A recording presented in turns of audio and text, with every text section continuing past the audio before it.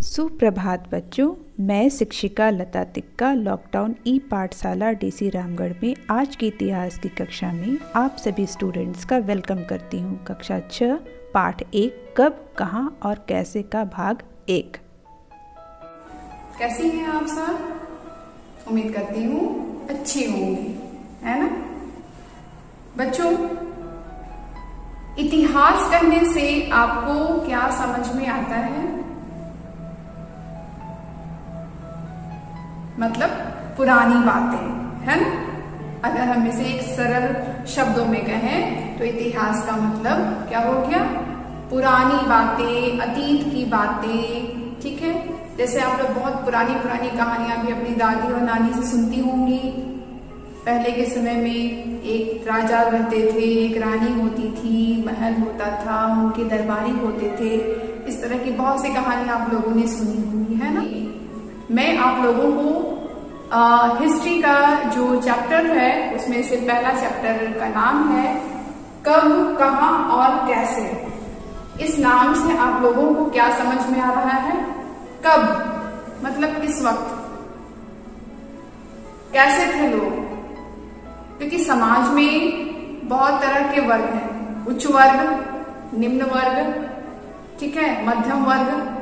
तो यहाँ पर समाज में इतिहास का मतलब हो गया कि समाज में हर वर्ग के लोगों के बारे में जानना कि वो किस वक्त कहाँ थे, कैसे थे, किस अवस्था में रहते थे, क्या खाते थे, कहाँ रहते थे, ठीक है, उनका पहनावा कैसा था, उनका जीवन निर्वाह कैसा था, वगैरह वगैरह। ये बहुत सारी बातें जो है, अगर हम पुरानी बातें सोचते हैं तो ये हमारे दिमाग में आता है। ठीक है, तो इस चैप्टर के माध्यम से हम लोग जानेंगे कि प्राचीन समय में जो लोग होते थे वो क्या करते थे, कहाँ रहते थे, उनका पहनावा क्या था, कैसे खाते थे, कैसे रहते थे, ठीक है, उनका जीवन निर्वाह कैसा होता था, वे एक जगह रहते थे या फिर कहीं जाते थे, ठीक है, उनका घर कैसा होता था, उनका वस्त्र कैसा होता था, उनकी जब खेती करते थे तो वो कैसे खेती करते थे, क्योंकि आज की खेती करने की टेक्निक और प्राचीन समय का तो उस समय और अभी के समय में काफी अंतर है। तो मन तो करता है ना थोड़ा जानने का कि पहले के समय में क्या होता था। ठीक है, तो चलिए आज हम लोग इसके बारे में चर्चा करते हैं। ठीक, इतिहास है एक अतीत की कहानी। ठीक है, मतलब अतीत मतलब बीती हुई वर्षों पुरानी, करोड़ों वर्षों पुरानी जो बीती हुई बातें हैं वो जो है आज के वर्तमान समय में क्या बन जाती है? कहानी, अतीत। इसे ही कहते हैं इतिहास। ठीक है बच्चों।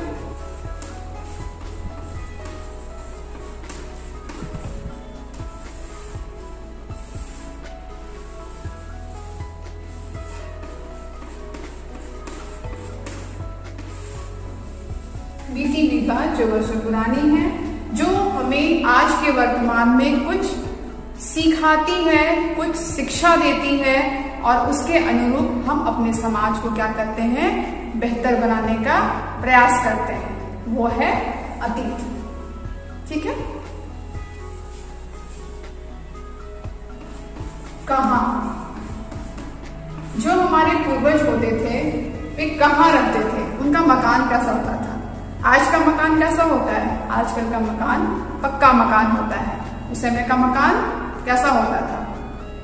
झोपड़ी, जो मिट्टी की और पत्थर के, घास फूस के, पुआल के बने होते थे। ठीक है, और उससे भी पहले, अगर उससे भी प्राचीन की बात करें तो, क्योंकि जब गांव का निर्माण हुआ, छोटी छोटी जगह पे रह के लोग जब गांव का निर्माण किए, उससे पहले लोग कहाँ रहते थे?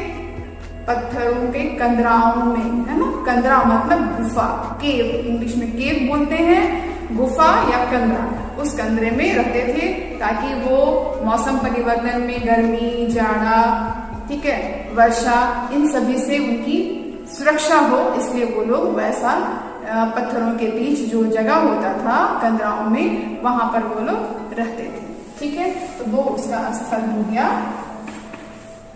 कंदरा या गुफा।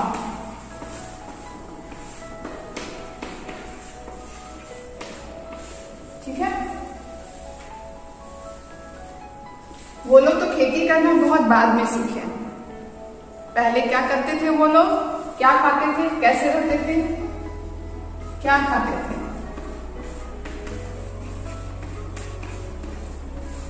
क्योंकि अनाज उपजाना तो वो लोग सीखे नहीं थे, है ना। तो वो लोग क्या करते थे, शिकार मारकर, ठीक है, वो मांस को खाते थे। आग का भी आविष्कार नहीं हुआ था उस वक्त, ठीक है। तो वो लोग क्या करते थे, कच्चा मांस ही खाते थे। जब आग का आविष्कार हुआ नवपाषाण युग में, ठीक है, पाषाण मतलब पत्थर, तो उन पत्थरों के युग में जो काल बटे हुए हैं, उसमें से सबसे बाद वाला जो पाषाण युग था उसे कहते हैं नवपाषाण युग। उसी नवपाषाण युग में आग का आविष्कार हुआ। दो पत्थरों को रगड़कर जब चिंगारी निकली तो उन्हें समझ में आया कि ये जो गर्म चीज निकल रही है चिंगारी, वो आग है, और इससे सेकने से, ठीक है, जाड़ा में इसे सेकने से हम शरीर में गर्मी मिलती है, और इसे ज्यादा सेका जाए तो वो पक जाता है। तो वो लोग मांस को धीरे धीरे पकाना सीखे और खाना सीखे, और जो जानवर के छाल होते थे वे उसे उसका वस्त्र बनाते थे। तो इस तरह से वो लोग खेती करना क्या सीखे, बहुत बाद में।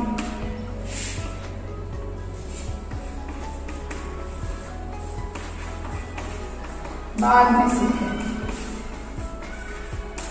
पहले तो वो लोग घूम घूम कर जगह जगह पर जाते थे, कन्राओं में रहते थे, वहां का चीज खत्म हो जाता था तो दूसरी जगह जाते थे। इस तरह से उन लोगों का जीवन जो है एक घुमंतू की तरह हुआ करता था। वो अस्थायी तब हुए जब वो लोग खेती करना सीखे।